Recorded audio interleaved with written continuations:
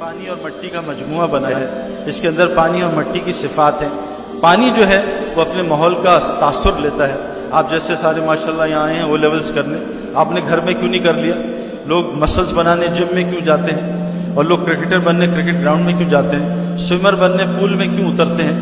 انسان ماحول کا محتاج ہے کیونکہ پانی کا بنا ہے. 80% اس میں پانی ہے. اس کی جو بہترین غذا اللہ نے دودھ بنایا ہے, دودھ میں بھی 98% پانی ہے. بہترین جو ریلیکسیشن ایکسرسائز ہے جس سے لیکٹک ایسڈ نکلتا ہے تھکن کے بعد, وہ سوئمنگ ہے, وہ بھی پانی ہے. جو کبھی چوٹ لگ جائے, جیسے بچے ہو نا, آپ کو چوٹ لگ جائے, کبھی آپ کک باکسنگ کرو چوٹ لگ جائے, تو سب سے اچھا علاج برف لگانا ہے. ہمارے گیند لگتی تھی تو آدھا گھنٹہ برف لگانا, 6 گھنٹے بعد پھر آدھا گھنٹہ برف لگانا, 24 گھنٹے میں اللہ اس کو بالکل ٹھیک ہے, سویلنگ بھی ختم ہو جاتی تھی. برف بھی پانی ہے.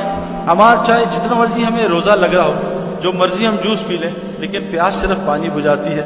ہمیں نہانے سے فریشنس ہو جاتی ہے. جو لوگ سائیکولوجیکلی ذرا پریشان ہوتے ہیں یا مینٹلی ڈسٹربڈ ہوتے ہیں, ان کو سائیکولوجسٹ جو ہیں سمندر کے پاس بٹھا دیتے ہیں کہ پانی کو دیکھو, اس کی آواز سنو, یہ تمہیں سکون دے گی. میرے پیاروں, ہمارا پانی سے تعلق ہے. انسان بننے کے لیے ہاں ہم ادھر ادھر بھی جائیں گے, لیکن اللہ نے جو کرائیٹیریا رکھا ہے اور ہمارے نبی نے جو ہمیں بتایا وہ یہ ضروری ہے کہ انسان جب تک اپنے آپ کو مسجد کا پابند نہیں بنائے گا, وہ انسان کا بچہ نہیں بن سکتا. یہ اللہ رسول کی طرف سے طے ہے. میرے ایک جیب میں ایک سم ہے بہت زبردست, اور ایک جیب میں آئی فون 6 ہے, لیکن سم باہر ہے, آئی فون ادھر ہے, تو موبائل کا کیا فائدہ ہوگا مجھے جب تک وہ سم جو ہے موبائل میں فٹ نہیں ہوگی. موبائل کے اندر جو صفات ہیں اس سے میں فائدہ نہیں اٹھا سکتا. گولی میرے ہاتھ میں ہے, 100 گولیاں ہیں, لیکن بندوق سے باہر ہے, کیا فائدہ ہوگا ان گولیوں کا؟ گولیوں کی ساری طاقت جب بندوق میں فٹ ہوگی پھر ہمیں نظر آئے گی. شیر جو ہے 1000 ہو, لیکن چڑیا گھر میں ہو, ایک بچہ بھی نہیں ڈرا سکتے. شیر اکیلا ہو, شیر جنگل میں ہو کھلے, وہ 1000 بندوں کو ڈرا دے. میرے پیاروں, مسلمانوں کی جو قوت ختم ہوئی ہے نا, اس وجہ سے کہ مسلمانوں سے مسجد چھوٹ گئی. یہ سب سے بڑا عالمیہ ہے, میرے ساتھ بھی ہوا. اللہ کیا فرمائے, جیسے مچھلی کے لیے پانی ہے ایسے مسلمان کے لیے مسجد. جیسے مچھلی پانی چھوڑتی ہے دنیا کے چکر میں, مسلمان نے دنیا کے چکر میں کہ میری دنیا باہر کی زندگی سے بنے گی, اللہ نے اس کی زندگی کو مسجد کے اعمال کے ساتھ جوڑا ہوا ہے. اعمال کے اندر اللہ نے مال رکھا ہے. اعمال میں 5 لفظ ہیں, الف عین میم الف لام. بہت سارے پاکستانیوں نے ان 5 میں سے عین نکال دیا اور کہا اعمال, آ دبئی سے, آ جھوٹ سے, آ دھوکے سے, آ جا بس جتنا آ سکتا مال. اللہ نے الف عین, اللہ کی ذات پہ پورا بھروسہ کرو. اللہ ایسی ذات ہے, ابراہیم علیہ السلام کو آگ میں 40 دن پالا کھلایا. اللہ ایسی ذات ہے, یونس علیہ السلام کو مچھلی کے پیٹ میں 40 دن کھلایا. اللہ ایسی ذات ہے, بنی اسرائیل کو 40 سال من و سلوہ آسمان سے کھلایا. اللہ ایسی ذات ہے, حضرت مریم کو بغیر موسم کے پھل کھلایا. اللہ ایسی ذات ہے جو ماں کے سینے سے ٹھنڈ میں گرم دودھ نکال دیتا ہے.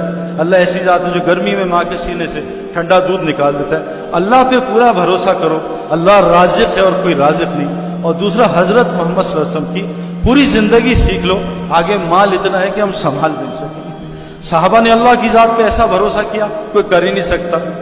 حضرت ابن حذیفہ رضی اللہ عنہ آگ میں ڈالے جا رہے ہیں, بادشاہ نے کہا مجھ پہ ایمان لیا, رب چھوڑ دے اور اسلام کو چھوڑ دے. کہا نہیں چھوڑوں گا. بادشاہ نے آرڈر دیا ڈال دو ان کو. جب وہ آگ میں ڈالے جانے لگے تو ذرا سا رونا شروع ہوئے اور ذرا کانپ رہے تھے.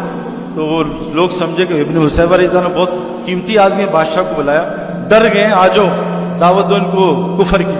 تو آ کے بادشاہ نے کہا کیا ڈر گئے؟ کہا نہیں. کہا کہ رو کیوں رہے ہو؟ کہا میں تو اس لیے رو رہا ہوں کہ میری ایک جان ہے, کاش جتنے جسم میں میرے بال ہیں اللہ اتنی جانیں دیتا, وہ ساری اللہ کے لیے قربان کر دیتا. تو بادشاہ نے اس کا کہا میں تجھے چھوڑ دوں گا, تیرے ساتھیوں کو تو میرا ماتھا چوم لے. حضرت ابن حذیفہ نے اپنے ساتھیوں کی جان بچانے کے لیے ماتھا چوما. تو مسلمان ایسے تھے, اللہ پہ پورا بھروسہ تھا اور حضرت محمد صلی اللہ علیہ وسلم کی زندگی سے محبت تھی. اگر یہ 2 چیزیں ہم کر لیں میرے پیارے, اپنے آپ کو اللہ کا پابند بنا لیں. اب اچھا, اللہ سے تعلق کہاں بنے گا؟ مسجد میں جا کے. مسجد فرشتوں کا گھر ہے. تو میری آپ سب سے گزارش ہے والدین سے کہ 1 گھنٹہ, جیسے جم روزانہ جائیں گے تو مسل بنیں گے, تو جیسے روزانہ جم جاتے ہیں, جیسے روزانہ آفس جاتے ہیں, جیسے بچہ روزانہ گراؤنڈ جاتا ہے, ایسے ہی ہر مسلمان کو روزانہ پابند ہو کے دیکھو. آج صبح جم گیا, کل شام کو جاؤں گا, اس سے مسل خراب ہوں گے, بنیں گے نہیں. آج صبح دوائی کھاؤں, کل اپنی مرضی سے شام کو کھاؤں گا, اس سے علاج نہیں ہوگا. جیسے ڈاکٹر کی پرسکرپشن سے دوائی کھاتے ہیں. ہماری کرکٹ کی پچ ہے نا, پچ, اس میں اگر پانی دینے کا ٹائم ذرا سا 19-20 ہو تو پچ برباد ہوتی ہے, صحیح نہیں ہوتی. تو میری آپ سب سے گزارش ہے, ابھی تو آپ کو پتہ ہے ہمارے پاس ٹائم ہی نہیں ہے. صبح 8 سے 5 دیتے ہیں, دنیا کو، پھر 5 سے 8 بیوی بچوں کو. جیسے کھانا لگایا دسترخوان پہ سب کچھ کھا لیا، اور جو کچرا پڑا تھا وہ بلے کو ڈال دیا، تو 8 سے 5 دنیا کو دیا، 5 سے 8 بیوی بچوں کو دیا، اور 8 سے 9 رات کو کچرا اللہ کو ڈال دیا کہ اللہ بس یہی دلیل بچا ہے. فی الحال بچا کچا وقت اللہ کو دے دیں، لیکن کوشش کریں روزانہ 1 گھنٹہ. کیوں؟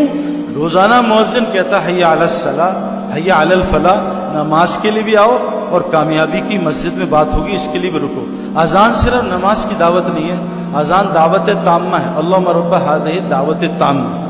اذان ویسے بھی باہر کے لوگوں کے لیے ہے، اذان مسجد کے اندر کے لوگوں کے لیے نہیں ہے. اذان کا مقصد باہر کی زندگی بند کرانا، لوگوں کو مسجد کی طرف بلانا.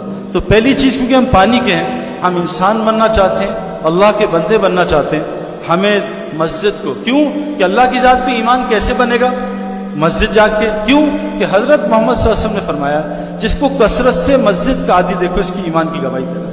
آپ یہ نہیں فرمایا جو ہر سال حج کرے اس کی ایمان کی گواہی دینا، کیونکہ ہر سال حج تو مشرکین بھی کرتے تھے. آپ نے یہ نہیں کہا جس کو نماز پڑھتے دیکھو 5 وقت کی اس کی ایمان کی گواہی دینا، منافقین 5 وقت کی جماعت کی نماز پڑھتے تھے. آپ نے کہا جس کو مسجد کا عادی دیکھو اس کی ایمان کی گواہی دینا.